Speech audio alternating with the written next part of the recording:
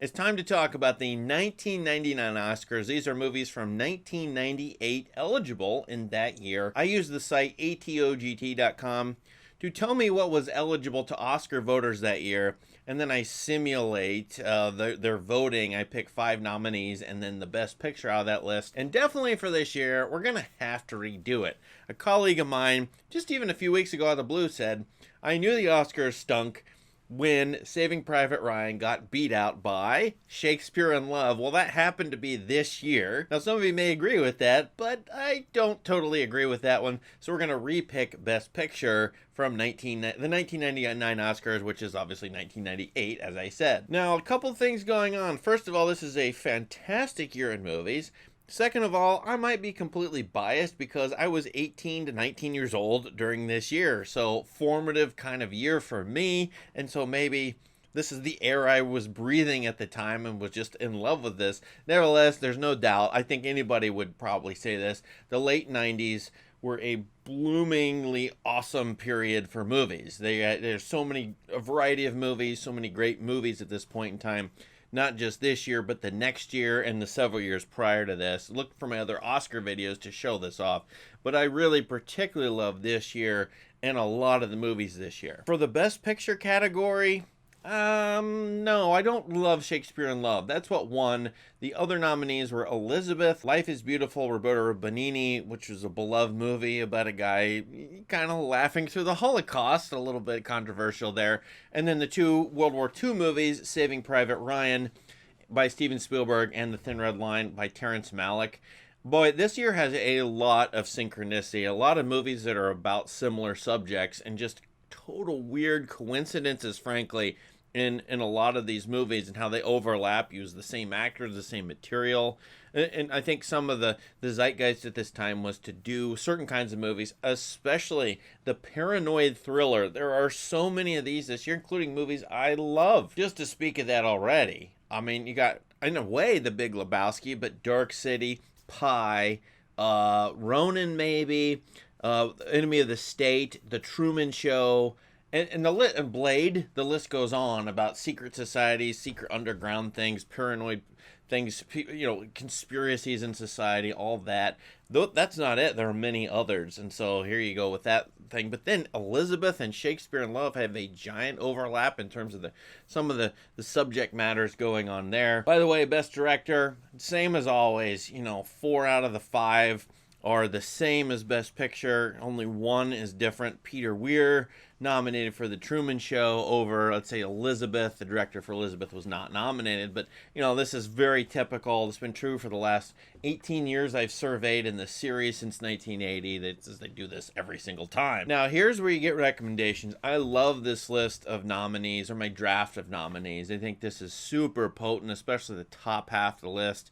We'll call this the first tier, as it were. Every single movie is just great. I mean, most of these movies are great, if not all of them. So you should mine it for recommendations, or they have great things about them. When I look at Gods and Monsters, I think it has some problems, but I just love the performances in this and some of the ideas in it. Starring Ian McKellen and Brendan Fraser as James Whale, and the guy he kind of likes, and sort of reenacting the 1930s Frankenstein movies. As well, I always have a noteworthy list, which either I like these movies or other people do. I just want to highlight them here just to go through some of these. Beau Travail has been in the top in the Sight and Sound poll. Go see it if you want. Run Lola Run, a really good German movie. It's a little bit like Groundhog Day, but quite different. We've got some late 90s Gen X punk sensibilities. There's several good movies here. You Got Mail, my wife loves, so I've got it on here. I don't love Rushmore, but other people do. I really like Rounders. Last Night, that's a good science fiction movie. Really, Don't Look Now kind of stole from it. A mundane Canadian apocalyptic movie about the world going to end at any moment, which has Y2K vibes. Cube is a very fun, offbeat science fiction movie. So there's some good stuff in here. The Spike Lee movie, He Got Game, has some elements that I like. Also a little bit of a conspiracy movie as well. So there's some good stuff here. I would check some of these out if I were you. But the cream is the draft of nominees list as I go through it. Affliction is a fantastic Paul Schrader movie with Nick Nolte. One of his best movies, in my opinion, that helps explain. It's more overt about explaining one of his theses, which is like why men in the modern world are not good at relationships. Really good on that. I love Babe Pig in the City. Big Siskel and Ebert. Siskel and Ebert were big fans of it. Siskel called it the best film of the year. As the sequel to Babe, I think it's better than Babe. Really, really rich movie in my opinion. I love the aesthetics of it too. Now The Big Lebowski's here. Not lauded in the day, but here we are, and now it's one of the most famous movies from this year. The Celebration is an excellent movie. It's a foreshadowing of what's to come on TV in a number of movies in the 2000s with the handheld camera and in the quick cutting and the quick flash panning and all that. Dark City, great science fiction movie, which is like Pi and The Truman Show. All of these are in not the same universe, but similar vibes. I did like Elizabeth. It's a good costume drama, very thoughtful on Queen Elizabeth's growth and development over the course of her life. Is it historically accurate? Well, no movie is historically accurate, but it's kind of interesting as a play on Orson Welles' Chimes at Midnight. The Flowers of Shanghai is a beautiful movie. You need patience with it, but it is wonderful. I love The Last Days of Disco with Whit Stillman's movie. I think it's fantastic. Ronin is one of the best action movies of the 1990s with Robert De Niro, kind of doing a straightforward meat and potatoes Mission Impossible story. It's really good, though. Saving Private Ryan, simple plan, good noir movie. Bill Paxton's in it's great. Tale of Autumn, another one of Eric Romer's tales. I think it's the last that he released, his seasonal tales. Now he's in autumn. He did spring and summer's really good. Thin Red Line and The Truman Show. This is going to be a tough one because almost honestly, several of these could have won in previous years or would have been decent candidates. And I think all of them are better than some of those in the Best Picture nominee list. I'm not a Life is Beautiful fan. I think it's okay, or it's got some interesting stuff going on in it. But some of the treatment of the Holocaust does bother me a little bit. So anyway, it's not my thing, but it is other people's. You should check out Life is Beautiful for sure. No, in fact, I'm going to have a list of 5 nominees, but actually if I were to create 5 other nominees, to me it would be almost as good. So let me put that together. If I put Affliction, Dark City, The Flowers of Shanghai is not eligible, so I can't go by the rules. But those two, The Last Days of Disco, Ronin maybe The Truman Show. That's a pretty good 5 movies there, but those aren't going to make the top of the list. My 5 nominees are as follows. I've already mentioned Babe. I think it's actually philosophically rich. Look, I've always loved the movie. Maybe it's dated. I have no idea, but I can't get what I saw originally. I saw this in the year it came out of my system. So I'm always going to like this movie. I like dark kids movies.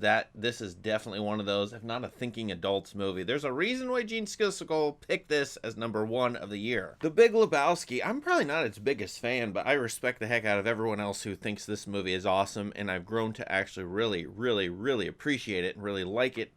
It's a Coen Brothers movie that's wacky and interesting and messing with all kinds of genres. There's a trippy dream sequences in it, and who's the narrator is great. I love this movie in a lot of ways, so I'm going to put it here. My heart probably would go with Dark City, but oh well, I'll leave that out. I really love Dark City. Go watch it. But for my conspiratorial movies, I picked Pi. One reason is I taught it recently in class and watched it very carefully, shot by shot, sound by sound. The soundscape's great. Darren Aronofsky's first movie. Low budget, $130,000 spent on this, but it's really rich, and to me it was also relevant. It's about a guy who's obsessed over turning everything into a math problem and finding the meaning of life in math. Everything is math, so it's like algorithms, and he's building a giant supercomputer and so on. So I think this movie has stood the test of time and is pretty interesting. I love the ending to this movie. Now, there are 2 war movies here. I kept them. They're in a way competitors or not, I don't know. Saving Private Ryan? To me, that movie is excellent. It is very different than movies that came before. I've watched movies chronologically in this project from 1980 to the present, 1998 here, and there's no movie that looks like this, or not much like it. This is advanced movie making. It's thoughtful. It's eye-opening. The 2 big battle scenes are amazing in this. I don't think anyone can dispute that. And Depends on if you like the plot and the characters, if you're annoyed by the middle sections. I am not. I was actually moved incredibly by this movie. I just watched it recently, and more so than I was when I was a kid or 18 or 19 when I watched it. So I think this movie is very good. I want to show it to my children. And then The Thin Red Line. You know, longtime viewers of this channel know when they saw this video, there's no contest here. You know exactly what I'm going to pick, so I might as well go ahead and do it. And the Oscar goes to... The Thin Red Line, my favorite movie. Or, if you had to ask me, I probably would say it. One of my favorite movies. Always extremely affecting, emotional, philosophical. The Hans Zimmer score is really, really awesome in this. The choice of actors, Terrence Malick picked actors who weren't Hollywood-esque. They were young, and he foregrounded those and then put his stars in the background. George Clooney and John Travolta get 2 minutes apiece in this movie. Strange decisions. And then the voiceovers are so weird and maybe thoughtful. I've studied this movie to death, and I can still watch it and get that awesome vibe from it. And to me, it's a cut above Saving Private Ryan, which is it's not a problem. It's like we're not doing our art isn't a competition. I just think Thin Red Line resonates to more areas of life than Saving Private Ryan. And I can explain it and think about it, but I can still feel it too. So to me, this is one of the best movies ever made, or at least one of the best American movies, one of the best movies of the 90s, etc., etc. We need to give Terrence Malick an Oscar too, because, well, he's one of the greatest filmmakers in my opinion. So what year do you give him the best film? It's going to be hard because he's got some competition, but we'll give it to him here in the 1999 Oscars. Good job, Terrence. You won a Best Picture award from me. Now, what do you think of this year? What do you think of the best movies? What would you pick as your 5? I would encourage all of you to go into the late 90s. I don't know when. Probably actually starting in 94. 94 through 99. This is just an amazing point in time for movies. There's so many different kinds, so many, as I said earlier, so many different subject matters. And if you look at the list between The Celebration, Flowers of Shanghai, Saving Private Ryan, got a noir here. I mean, there's so many different movies and so many subject matters. I think it could be the high point in movie history so far, or one of them for sure, is this sort of period of 96 through, or 94 through 99. So I'd go watch this stuff and see if you like it still or not. I think it still holds up 27 years later. Thanks for watching. Check out the rest of my Oscar series. I started in 1980 and continued on to this year, and I'll continue on doing them some year. This is a very fun project. Please subscribe to my channel. Have a great day.